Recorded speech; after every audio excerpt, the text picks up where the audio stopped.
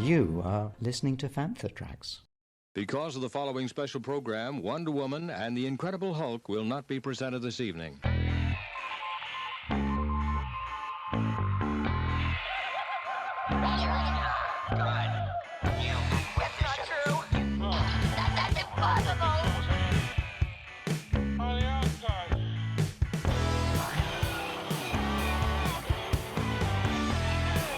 It's time to get all your Star Wars news in a single file. This is Making Tracks. Here are your hosts, Mark Newbold and Mark Mulcaster. That's not true. That's impossible. You're listening to episode 67 of Making Tracks. I'm your co-host Mark Newbold, and joining me today is a man who, if he was a Razor Crest, he would make an even bigger crater. Mark, how you doing? I'm in bits, mate. I'm Really? in total bits. Yeah. Really? Because I'm a Razor Crest. Oh, I know. I you know what, as words came out of my mouth and I felt bad for saying it, it's too soon, isn't it? It's just too soon. I can't talk about Alderaan, let alone the Razor Crest. Yeah, I know. Tell me about it. But it's funny. I've got so many friends of mine who are Lego collectors who are like, "Oh, you've ordered a Razor Crest. I guess you're going to just have to break it apart." And it's like, just because that's what you guys do with your Lego, because you're heavy-handed, doesn't mean that's what we're going to do for Razor Crest. I haven't even decided if I'm going to take it out of a box yet. So, you know, it might be perfectly in mint condition in 10 years' time. Very good point. I've got that decision to make with my Razor Crest when it finally arrived. The Rise of Skywalker is 12 months behind us. The Razor Crest arriving is 11 months ahead. I don't know where I am. I'm lost at sea, man. Totally lost at sea. Yeah, and yesterday I saw quite a few posts on Facebook, including myself, of people posting photos from the Last Jedi premiere, which was 3 years ago, which seems bonkers. I cannot believe that. I saw those pictures as well. I can't believe it. Although I can still feel the cold. I've still got the same coat. Thank goodness it protected me because that was a bitter, bitter night. Yeah, I was fortunate that I wasn't in costume. I was kind of looking after the costumers who were on the red carpet. But we had a Connix and we had a Princess Leia in her A New Hope senatorial gown, and like that was it. And I don't know how those little ladies kind of got through that night without getting hypothermia, because it was bitterly cold. It was. Happy days, happy days. We've got so much to talk about. We've decided, you and me, collectively, as a committee, that we're going to do two episodes this week. So first episode today on Tuesday, next episode on Friday. So listen in, because we're going to talk about half of the new announcements today and talk about, of course, The Believer. And then on Friday, we'll pick up the other 5, and then we'll talk about Chapter 16, final episode of Season 2 of The Mandalorian on Friday. So we'll get all that done. So there's loads to come. Before we dive into this insane Disney Investors Day, which left me completely dazed, I couldn't sleep, and I had to get up the next day. Like everybody has to get up the next day. But it was just too much. It was too much information. Let's talk about Chapter 15, The Believer. So much to go through in this episode. So many good moments. Yeah. Gut reaction. What was your feeling watching this particular episode? Okay, so honestly, first gut reaction was, I don't know, an episode spent with Mayfield. I wasn't overly keen on at least the concept of it, because he didn't really light my fire last season. I kind of, I don't know, that whilst that episode was great in principle, all those little characters I just felt were just a little bit too kind of, I don't know, extreme and a little bit intense. And so it just kind of felt a little bit kind of like over melodramatic. But this episode, by the end of it, I was so gutted that he literally wasn't going to continue with the crew for the rest of the season. I thought it was just a really solidly fun episode with some real kind of poignant, kind of conversational moments along the way, but some real standout action bits as well. So I thought it was a solid episode. Same. I mean, we did as we have for every episode of the Mandalorian so far, put out the group article, and then some really good insights in the article, as there always is. But it was all based around what you've just said. There was more depth to this episode than you would expect from what on the face of it was an action episode. And it was Rick Famuyiwa again who did Chapter 2. I think he did Chapter 7 last season, and now he's done this one. He's become the utility guy, I think. I said this on a podcast. I was on the Mandocast this week, and I was talking to Michael and said to him, I really do think when we get to the end of The Mandalorian, however many seasons down the line that is, that you'll look back and you'll go, blimey, you know, Rick Famuyiwa actually directed more episodes than anyone. That's just my gut feeling. He loves the movement. He loves the motion. You know, he keeps the episode moving forward visually and kinetically as well as in plot. You know, and in this one, there were some real interesting, thought-provoking things, especially coming from Mayfeld, because I felt the same as you. That episode, it was a fun episode last season, you know, the prison episode, and it was great action, and It was interesting meeting some different characters. But he wasn't a character I thought, I really need to see him again. It was like, okay, that was him and that was that, and move on to the next world or whatever. Didn't expect him to be the one that made me really think deeply about what's going on. He's kind of got that disenfranchised soldier kind of outlook, which is very much kind of something that they played around with a little bit with the Star Wars. It's that whole kind of post-Vietnam War kind of era commentary by independent filmmakers and stuff. That's what I got from him. It's some astute kind of thinking. Again, it's almost a bit like DJ from The Last Jedi in respects of being able to kind of go, well, look, it doesn't matter who's in charge when you're planet side and you're a fairly poor race of people, or you're not economically well endowed or anything like that. It literally is going to be down to whoever's making the rules, and the government can come in and change the stuff, but generally everything will stay the same for the downtrodden. Yeah, and that's a sad fact, I think, of the Star Wars galaxy, isn't it? Like you say, we get all caught up in the good guys, bad guys, who's the government, who's rebellion, and all that aspect of it. But I think for the massive majority, in my head, there's probably 95% of people across the galaxy never leave their home planet. They're just living lives a bit like we live our lives on Earth. It doesn't have an effect, and I think that's kind of true for a lot of the people living in the Star Wars galaxy. So, like you say, it doesn't matter if it's the red party or the blue party. You still got to put food on the table. You've still got to make a living and do whatever. It's a shame. And in this episode, one thing that really stood out to me that I didn't mention in the review actually was the scene with the Raiders, and they're on the vehicle and they're doing that whole Raiders of the Lost Ark sort of desert chase type thing. Bit like Solo with the coaxium about to explode. This was the Rhydonium about to explode because it was so volatile. And Mando just says Raiders because he hasn't got time to think, well, actually, these are probably people who live here, because they weren't trying to steal it. They were trying to destroy it. They wanted the Empire off their planet. They weren't the bad guys. They were the good guys, really. Well, that's it, isn't it? I mean, because he called them pirates, I think. Yeah. He called them pirates, and it was like, normally pirates will jump onto a boat or a ship and they will steal what's there. But these guys had no intention of stealing anything, as far as we were aware. Basically, they were just there to disrupt. So it becomes, again, more of an insurgent terrorist kind of action rather than something potentially being altruistic. I mean, and it could just be down to the fact we don't know, because what I quite liked was it felt like this was a very linear episode. Yes. Literally, they went from point A to point B on a single road. But we don't know what's, behind those trees, halfway in the jungle. We don't know how the actual mining of all those elements and stuff will actually affect the planet and the environment. So we don't know how that could then affect the people living there. It was more complicated, and I just wonder if at some juncture, we probably won't go back to this planet. It doesn't feel like a place we'd go back to. But nevertheless, this sort of thing would be happening across the galaxy. So that really got me thinking in a way that some of the other chapters haven't. It was, and again, Rick Famuyiwa had directed it, but he also wrote it. So again, tip of the hat to him, because there's a lot more going on here than first impressions. Yeah, exactly. He's got something more to say about it, because I guess almost in some respects it's slightly similar to the Jedi episode. It's a similar kind of thing. If you swap out that kind of that despot who was in charge for the Empire, it kind of had a similar kind of thing. And again, you've got that kind of that drive-through of the town and the village on either side, walking up to the main kind of building. So the geography was very similar as well. Yeah. But yeah, I just thought it was a really good episode. It was really solid, and of course, Mr. Fett's had a bit of a paint job, a bit of a facelift, shall we say. What did you make of that? I liked it. I mean, I get why he would want to do that, because one, him as a character has been deeply affected by what's happened to him, and it's changed him. And he's a few years on the clock, so he's a bit older. And, when he first inherited the armour, because he changed it to make it his own, that's probably how he first painted it up. So for him, it's probably just going back to something he's done before. We've never seen that. We only ever saw the dented helmet, scuffed up Boba Fett that we know and love, sort of thing. And then the Sarlacc acidified, burnt one. But you can understand him wanting to sort of powder coat it and get it looking a bit more like. So that was, I was fine with that. But it is so box fresh new, it kind of did look a bit weird, didn't it?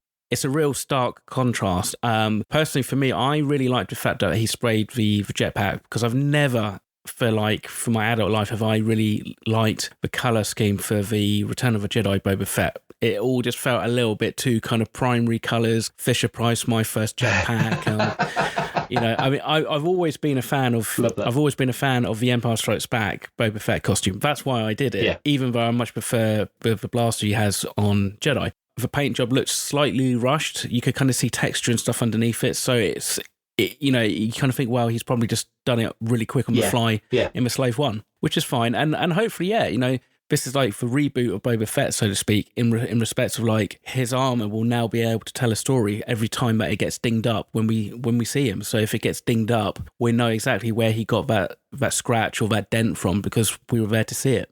Cara Dune in this episode, clearly as a character, she's completely got Mando's back. You know, he's asked her for help. She's got Mayfeld out.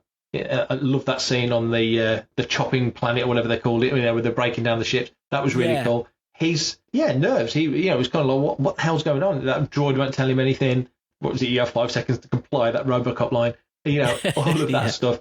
But Cara, as much as Mayfeld, you see clear, very quick, sort of not character development because that's him. It's just we're not aware of it. You know, you're seeing it come out of him because meeting his old commanding officer, which was a bit plot convenient, but you know, there it is. You know, meeting him, not having the nerve to go in without his helmet, which of course leads Mando to having to do that, which was a phenomenally brilliant scene. It was great to see Pedro Pascal in the flesh, so to speak. In the flesh, yeah. But Cara, you know, Cara's really seems to have eased into that martial role very comfortably, didn't she? She's found a place where she's quite comfortable and also in a way where she can kind of still, you know, bend the rules a little bit, you know, because it's probably not kind of standard operating procedure to just go and grab a prisoner to infiltrate an Imperial base. You know, I'm sure it's not in any New Republic kind of guidelines and stuff, but she managed to blag it. The passage of time, what do you think on this episode? Because, again, it was another one where it felt like a fair bit of time had passed since they all saw each other together. And to us, it's only, 5 or 6 episodes since we learned that she's a marshal. And then the New Republic guy gives her basically the sheriff's badge and it becomes an official thing. These aren't they are sequential, but they're not. There's stuff happening in between the episodes. That's what I'm trying to say. This is a thing because there kind of feels like there should be more an immediacy to it to get Grogu back. I kind of feel like this is kind of a slightly slower burn rather than just kind of like, wow, we've got to get him and we've got to do it now. It feels like they're not necessarily taking the time, but they're being cautious about it because they realise they've only got one attempt. I was expecting at some point, and right near the end, I was expecting to cut back to see Grogu because I think that's the missing link right now for the time period. Is that actually, if he's still happily toying with stormtroopers in a prison cell, then we know that possibly not much time has passed. But actually, if he looks like he's been slightly abused or drained of like his midichlorians and his blood, which is what we think that they need him for, again, it would possibly add to a little bit of tension and immediacy to kind of then go and rescue him. I was quite surprised that they didn't actually show him, but also pleasantly surprised that we actually had a whole episode of The Mandalorian where we don't see Baby Yoda, which of course is something that we kind of were going to start talking about last week, but then ran out of time. So it's quite convenient that we can talk about it now. Yeah, exactly. Yeah, it was a thing, wasn't it? You know, can this show work without the two of them together? And this episode showed. Yeah. Well, actually, yeah. I mean, he's still the prime focus of the episode. He's the goal for where all the characters are going, and they're all completely teamed up. Fennec Shand had a great episode as well. You know, Fett, not so prevalent, but he's the Uber driver in this one, isn't he? You know, like you said in the review, you know, he's totally there, backing them up. That sequence at the end when they take out the Imperial officer and then they make that really cool escape and run off the edge of the building into the back of Slave One, all dependent on Fett being there in the right place at the right time, and he is. I just wonder, you know, he's now very much a team player, which is not something you ever considered Fett to be. Really, you know, he'll work for convenience, but not as part of a team. That's for one big difference from I think we've ever seen Fett before, because even in stuff like Bounty Hunters comic books, when he's part of a team, there's always a kind of like, it's like a slight reluctance or like a, I'm going to do it because this is what the job entails, but that's it. You don't ever feel like there's any sense of duty or honour around it. But as we discussed last week, you know, there's definitely a code of honour that he's abiding by. I kind of thought that really this episode was more like, we had the reintroduction of Boba Fett and the armour last week. This was kind of like the reintroduction of the Slave One, and they kind of balanced it really well. But you had Boba Fett in the episode, but he wasn't kind of like overpowering it, which I think is something that I know they wrestled massively with back in The Force Awakens with like, what do you do with Luke Skywalker and how do you have him on screen without him taking up the whole screen presence?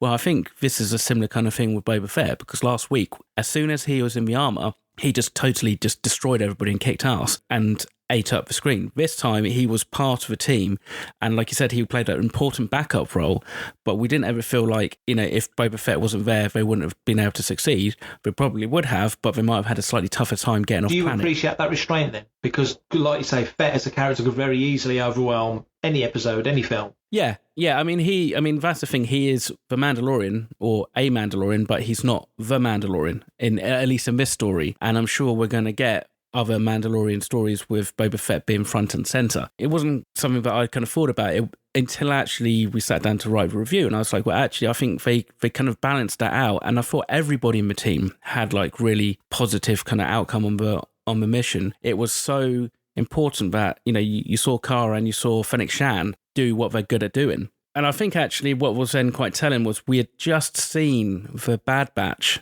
trailer where we think there's Fennec Shan's actually in it, at least from the trailer and the sizzle. It looks like there's a character who's dressed like Fennec Shan, and she can really kind of kick ass, because like both of them really cleared the way for Mayfeld and Din Djarin on the escape. Completely. Do you think Fennec is human, or do you think she is, like I have my suspicions, like Guri from Shadows, that she's a synthetic creation?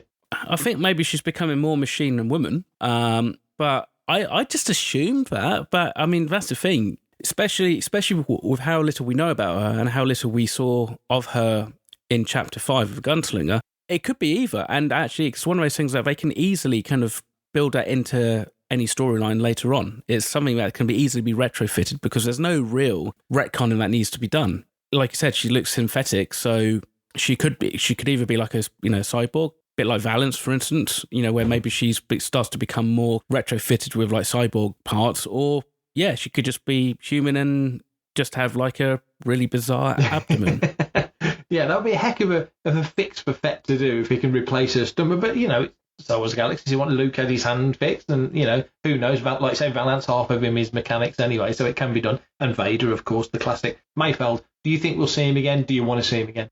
I do actually want to see him again. Maybe we don't see him again for this episode coming up. I kind of thought that if he was going to return, he would have just stayed with the crew. There's no point of him kind of wandering off to then come back, I don't think, unless there's some kind of twist where maybe he brings a load of reinforcements or something to help back him up next episode. But I would be definitely up for seeing him again. I thought, Bill Burr did a really good performance. I thought it was a more weighty performance than I think we've ever had before in this series from like a supporting character like that. So I don't really think you could kind of give those lines to like Pelimotto or something like that. So I think he's cool. I definitely would be quite happy to see him again, or like in something else, you know, even if it's in some kind of standalone comics. I think he could probably quite easily hold his own and be an interesting character that we could run with for a bit. Just feel like there's more, you know, this episode, given clearly what has happened to him in the past. One thing we said in the review is you can have physical scars that could be fixed or you can work around, but there's mental scars that you probably can't. And he clearly saw things that properly, deeply affected him. You know, when he's face to face with the officer, he can't get past it. And there's those little glances between him and Din. You can almost see Mando look like, no, dude, no.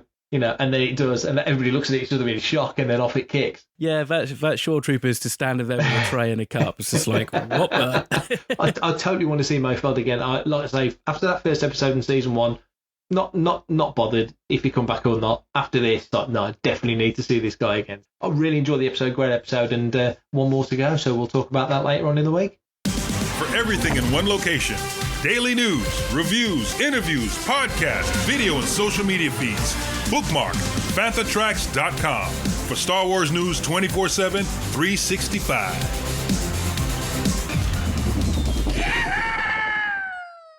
So earlier this week, Disney dropped what is probably a double-sized thermal detonator load of reveals. I think probably we've had more reveals in this year's Investor Day I think we've ever have done since, I think, the actual announcement that Disney brought Lucasfilm back in 2012. Mark, you covered this for FanForTracks, and I think you were just doing a live update. What was your overall impression of the Investor Day, and did you think it did what they planned it to do and set out to do? What was your take about the whole event? As a viewer, thrilled to bits. I was not expecting the level and amount of news that we got. And like you said earlier, it's important to remember that this was the Disney investors event. It wasn't the Star Wars investors event. So like say you got Pixar, you got Disney, you'd got all the other areas of the House of Mouse throwing news out. And I couldn't believe how much. I mean, obviously their international expansion through Star and Star Plus and all of that, a lot of which will be coming to us. The sixth tile, they kept referring to it as the sixth tile. So we'll be getting all that, Aliens, Predator, Die Hard, Family Guy, all of that can come to Disney Plus with parental controls. Insane amount of Marvel stuff coming.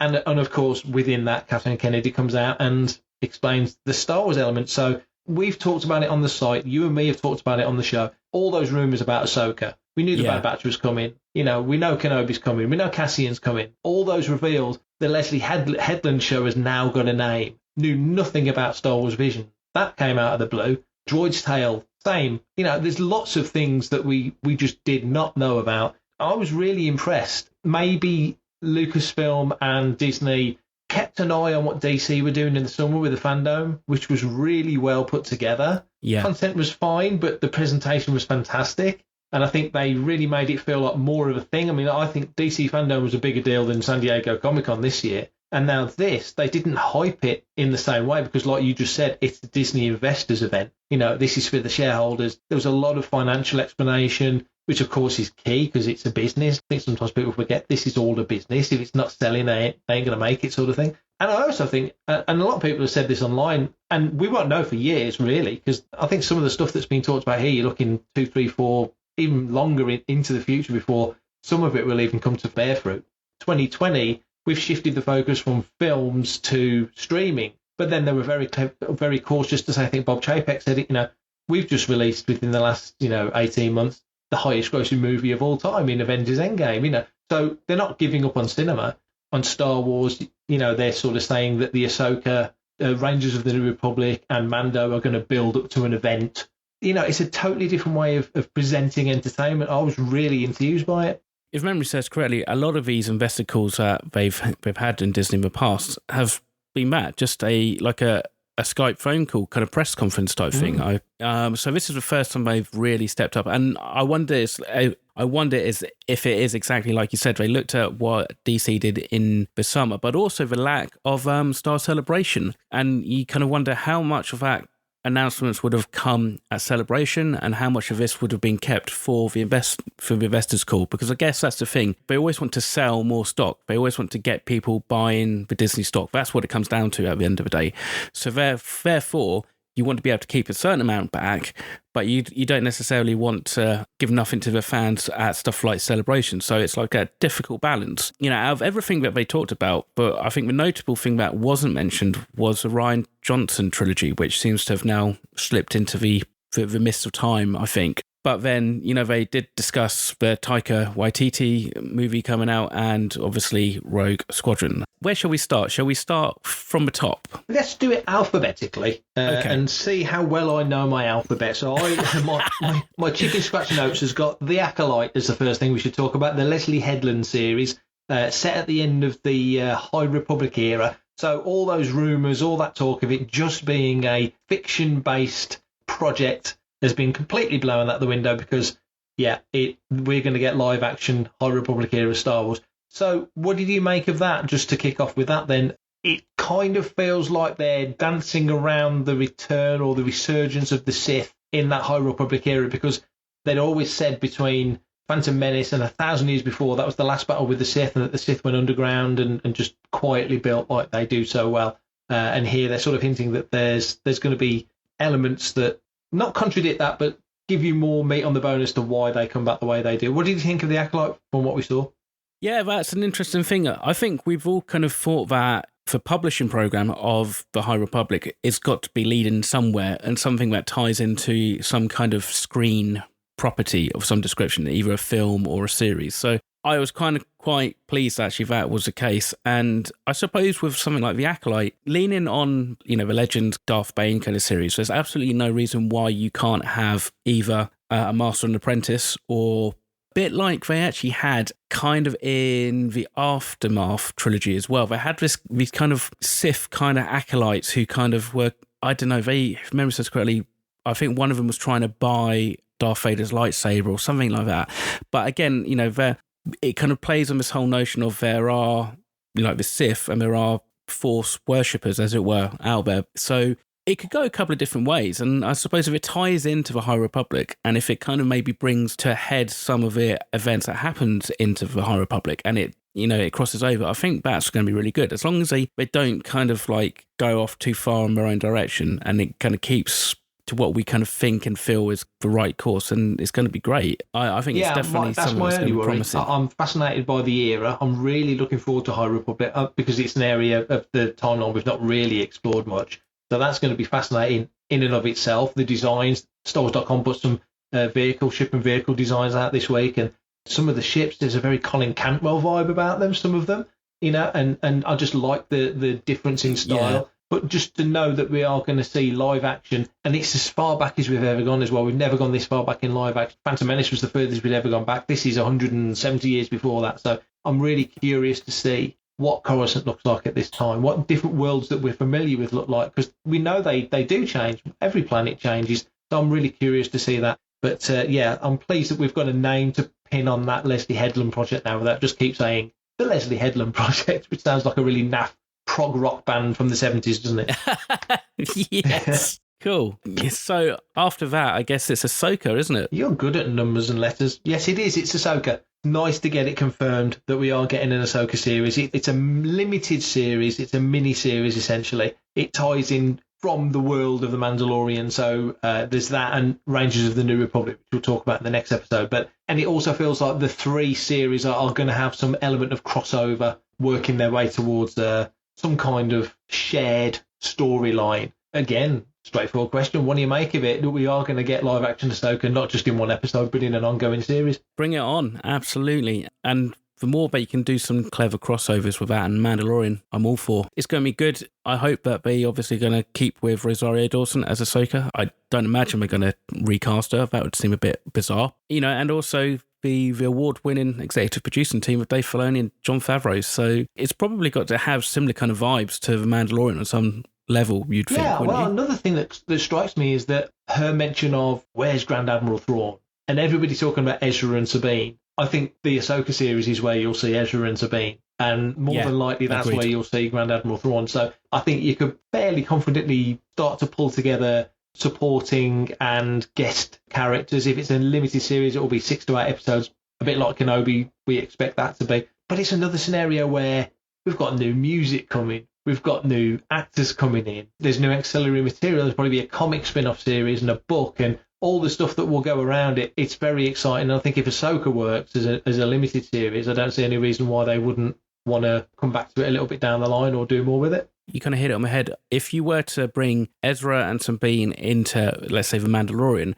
I think suddenly we've got a very full and overfull kind of Filoni-verse going on. But if you spin it off into a separate series, then you've got the space and the time that you can kind of then spend with the characters. Because let's be fair, if they bring Ezra back in, we've got to find out where he's been and, what he's been doing for all this time whilst the galaxy's been on fire. Bearing in mind that he technically is a Force sensitive, so is a Padawan or a Jedi, depending on how his training has gone. He could be somebody who could be really useful for the New Republic and the fight against evil. So. Live action world within worlds. What do you think? Or world between worlds, I should say. I don't know. It seems a bit. I'm just looking at that logo for Ahsoka. I'm just looking at the logo. It just reminds me of that black on white. Does a little bit, that circle. I don't know. I kind of thought the worlds within worlds type thing was kind of something they just about pulled off in animation. I don't know how well it would work in live action, and especially since we've just had something very similar with a Lego holiday special. But you never know. I think it could almost be a little bit plot convenience to do that because, jumping through time and stuff like that is a complicated, but it's a really convenient way of fixing stuff. I don't necessarily know if that's where they would want to go with that, but who knows? Ahsoka's got to have a bigger story and more than just kind of tracking down Grand Admiral Thrawn, because there's going to be a whole portion of people who have no idea who the hell this blue skin dude is. That's a good point. I always worry. Star Wars for me was always the thing. It was like, don't bring time travel into Star Wars. That just, there is a chronology. There are consequences of events. And if you can go back and unpick that, then where's the peril? It works for Star Trek. It's always been a staple of Star Trek. I don't think it'll work in Star Wars. That would worry me. This is Steve Bloom, voice of Zeb Aurelios, and you're listening to Fantha Tracks. Caravast. May the force be with you. Next one up, the show I will openly say I'm looking forward to the most, Andor. We've got a title now, Cassian show, Andor. They've announced Fiona Shaw has joined the cast. Recently won a Golden Globe, I believe, or an Emmy last year for her part in Killing Eve. Looks amazing. They showed a little sizzle reel, and you saw Neil Scanlon with his creature department, so he's back on board working on Andor. What do you make of this? It looked like Rogue 2, basically. Yeah. I mean, I was really excited because, we've spent a long time this year talking about how the volume and stagecraft is going to change and shape the way that they do TV series and films from now on. And yes, that is totally true. But I think there was one real quick shot of possibly a volume in there, which you kind of blinked and you missed it. But the rest of that was all sets and, creatures. And I'm really excited for this. The Andor series, for me, I was always curious about. And I was thinking, I could see how it could be a good kind of concept to kind of work with. But actually now seeing some of the sets and stuff, even though there still very much seems to be in their infancy, it just looks great. It looks like there's a vibe and a real aesthetic behind it, which is going to really kind of work for this kind of series. Yeah, I'm really hoping they get as many of that Rogue One crew and cast back. It looks, Genevieve O'Reilly's in it. You've got to imagine that Alistair Petrie comes back and, those kind of people come back. They get as many of those faces back as they possibly can. Ian McElhenney back as General Dodonna, and get those kind of faces in. Let's hope. You think also possibly if you're ever going to see Anthony Daniels back as 3PO in the suit, this will be the show you see. It's got to be this, isn't it? One of the shows that's coming up is Obi-Wan. That's only a few years before the events of Andor. So you're thinking, well, if Hayden's come back as Vader in Obi-Wan, there's nothing to stop him coming back as Vader in Cassian's show in Andor. There's all these potential overlaps. Just fantastic news. Next one up, alphabetically, Bad Batch. We had another sizzle reel. The visuals on this just looked stunning. The depth of field in some of those planet shots was just amazing. What did you make of that? I think the animation right at the very end, where the Bad Batch logo burns through the Clone Wars logo, kind of sums it up. It looked like Clone Wars. It looked like season 7 of Clone Wars. It just looked phenomenal. And I really like how it seems that we're going to cover that transition, that moment from Palpatine being Chancellor to being the Supreme Leader and the Emperor, basically, and seeing that. So I'm really, really excited to see how it all goes down. And like I mentioned earlier, it looked like Fennec Shand was in this one as well. So that's pretty cool because, again, it's a nice little link to the Mandalorian, which it'll be interesting to then go and see how things maybe affect the Mandalorian from the Bad Batch and stuff like that. And this possibly could also mean this is the headed where the character is. Obviously, she's joined a Mandalorian crew. So does this kind of mean that she's going to be an antagonist or more of a protagonist? I mean, could she be the one who's trying to hunt the Bad Batch, or maybe she's working with them? That'd be interesting, actually. Because we're all supposing it's Fennec. It very much looked like her to me, so I'm completely in agreement. But where she is now when we're watching her in The Mandalorian to where she is in this, which is what, 30 years before. And one thing I didn't say earlier was that I've got this whole thing about I think Fennec is like Guri, he's like a synthetic. But by the same token, Ming-Na Wen is 50 and looks amazing at 50. So if you go back 30 years, she's 20. So you look at characters like Sabine, for example, who was a teenager, Ezra, who's a teenager on the galactic stage. There's nothing to say that at this point Fennec Shand isn't 20. So it completely would work with her as a human as opposed to a synthetic. It's just that whole thing with the stomach has just got me thinking that maybe they want to throw back to something that we've seen, 24 years before in Shadows of the Empire. The voice of Palpatine, to me, sounded very much like they'd just taken it straight from Revenge of the Sith. But this feels like, in as much as you're more than likely going to see Vader and the Emperor in Cassian to some degree, because you saw Vader in Rogue One, you're probably going to see the Emperor in Kenobi the same. Do you think Ian McDiarmid could possibly come back as in Bad Batch at least as the voice of Palpatine? He could do, although didn't Sam Witwer do a really good job when he took over? He did. I suppose it all depends upon how much they need there to be interaction with the Emperor and Vader. I mean, I suppose what you could almost do is you could use the Bad Batch characters as for focus, but then in the background you've got these kind of like these speeches and holo transmissions which are being played in Coruscant, which is kind of then you're seeing how the Empire's evolving, and how they're doing away with lots of things with the Old Republic. So they're taking away the liberties and the powers of the Senate and giving them to the Emperor. It could be done. I wonder if it's going to be done kind of quite subtly. And again, I suppose it all depends upon what Vader's doing. I mean, when this timeline starts to get a little bit full up of stuff, we've got comics and stuff like that, which are all meant to be canon of that from like a similar-ish kind of time. It's not going to take much for them to kind of get unstuck, I think, now and start to maybe run into issues where Vader's in one place and actually he should be in somewhere else. So I think one of the things about Bad Batch that's going to be interesting is that, of course, the Bad Batch, we will follow them as the focal point of the show, but of course all their former comrades have now, after Order 66, become the stormtroopers and such, so they're going to be fighting their old brothers, if you like. I think there's some real scope in Bad Batch. But to have characters that we've known and loved come back as the enemy, inverted commas, it could be a really interesting... It's a fascinating time period anyway, that post-Order 66 era. I'm so pleased that we're going to get to see it in Bad Batch. One way or another, they're going to have to come up against their brothers. There's going to be that conflict, that internal kind of conflict where they're like, we don't want to have to kill you, but we might have to. Yeah. And I suppose it depends what they do. I mean, do they have overarching mission in mind, i.e. that actually they've seen the corruption and they know that they need to try and let the public know what's going on, or if it's literally just a case of them trying to get from day to day and survive and not get caught and not get terminated. Well, they go from being men on a mission with superiors giving instruction to essentially being, the A-team. And I wonder with the Bad Batch if there is some kind of proto-rebellion structure that's giving them instruction of what to do, where to attack, because it did feel like for 19 years until A New Hope and Scarif really in Rogue One, the Empire had pretty much free reign to build, to expand. The rebellion was an irritation rather than a threat. It's going to be very interesting to see how Bad Batch, Kenobi and Cassian all deal with that real heavy weight of oppression. Hello, this is Sam Whitwer, and you are listening to Fantha Tracks. A droid story. What did you make of this? I'm all for it because I do love a little bit of droids. Yeah. Bit of a fan of the original cartoon series back in 85, 86. So let's just have some droids fun. And it's going to be fun. If it's them just kind of getting, stuck into all these little capers and stuff like that, that's fine. I don't think it needs to be too weighty, but then who knows? I'm just curious. This is one of those ones which I don't think we had any hint this was coming. No.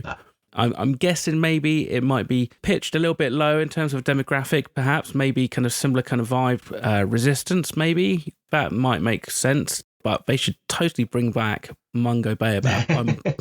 I'm going to start that as a hashtag, I think. So make Mungo happen. Make Mungo canon. I think you're right. I think that, one, we know it'll get Anthony Daniels back, and a droid series, it's been 30 plus years since the last one, as you say. And now you've had Rogue One and Solo, where I kept thinking, I love the concept of those two droids just wandering around, masterless, going from owner to owner, essentially like they do at the droid meet on Owen Lyle's place. They get picked up and now you're our new master and all that. Instead of being in servitude to rebellion or the Republic or whatever, they've had a little bit of life on their own. I think it's going to be really, really interesting to see how they play it and when they set it, because R2, R2's part of the Naboo royal family. He's one of their droids. You find him on the Queen's Starship, so that's the first time we see R2 in Phantom Menace. 3PO has obviously lived a life, got junked. Anakin finds him, rebuilds him. Up to Phantom Menace, they've got completely different histories and lives, and then they kind of come together. I'm Anthony Daniels, and you are listening to Fantha Tracks. Well done. One thing that's very notable, to me anyway, is that the sequel trilogy hasn't got any spin-offs. There's nothing that I see here that overtly looks to me like, well, that's gonna be this story or that story. The Rogue Squadron film, initially I thought, they were talking about an exciting new era. So at first I was thinking, well, is that going to be like Poe's era Rogue Squadron? Or is it going to be, even though, they could come up with something there, or is it going to be the classic era Rogue Squadron? I think it's probably more likely to be the OT era of Rogue Squadron than the sequel. A droid story, there's nothing really known about it. That could be that could be the sequel trilogy spin-off. That was the thing I was going to ask you. Who now, at the end of Rise of Skywalker, owns R2 and 3PO? Who do they technically belong to? I mean, Leia's dead, Luke's dead. Where do they go? BB-8 is Poe's droid, even though he seems to spend most of his time with Rey. But BB-8 has always been Poe's droid. R2 was shut down for all that time, but you always think R2 is Luke's droid and 3PO is Leia's. Yeah. But are droids owned in that sense? I suppose 3PO's services to the Resistance, and now, I guess, once again, the Republic. I don't know. They'll probably pal up with Chewie, poor thing. Yeah, exactly. That's it. I mean, I suppose it all depends, doesn't it, where they go and what they do. They could end up teaming up with Lando and his quest to reunite the First Order troopers with their families. There's a number of things they could do, and it could be totally inconsequential in the grand scheme of things, so that anything that potentially could come in a, let's say, episode 10 or 11 or 12 may not necessarily have to affect or have any impact on what the droid's Tales does. So we'll see. I think this one's probably going to be quite nice and light and fun. I don't imagine we'll be having to pick over the bones too much over this series as it kind of comes out, but I'm still going to watch it. I think it's going to be great fun to do. I agree. And we will talk about the other 5 shows on the next episode of Making Tracks, which will come out this coming Friday. I'm going to cue Mr. Newbold up to tell everybody how they can get in touch if they want to talk about anything we've discussed in this episode, be it the new properties or anything to do with Mandalorian or anything. You can get in touch, and Mark is going to tell you how you can do it. I am, and we really, really want you to get in touch, not just because it's Christmas. If you want to be a part of the action and stay updated on all the latest Star Wars news, visit panthertracks.com or check out the free FREE free Panther Tracks app through the App Store to follow us on your mobile device. You can reach out to us and send in your listeners' questions by emailing radio@panthertracks.com and send us any question. We will answer anything. Comment, like and share on any of our social media feeds at Panther Tracks, and be sure to subscribe, leave a review, please, a 5-star one, on Amazon Music. We're now on Audible, Apple Podcasts, Google Podcasts, Spotify, or your podcatcher or smart speaker of choice. And as always, thanks to James Semple for composing the Panther Tracks intro, Adam O'Brien for our Making Tracks opening music, and Mark Daniel and Vanessa Marshall for our voiceovers. We'll be back in 3 days' time for episode 68. We're going to go through all the rest of the reveals from the Investors' Day. But until then, Mark, have a good week. You too, mate. Take care, and I'll see you in the next one. Coming up next on Panther Tracks Radio, it's Desert Planet Discs.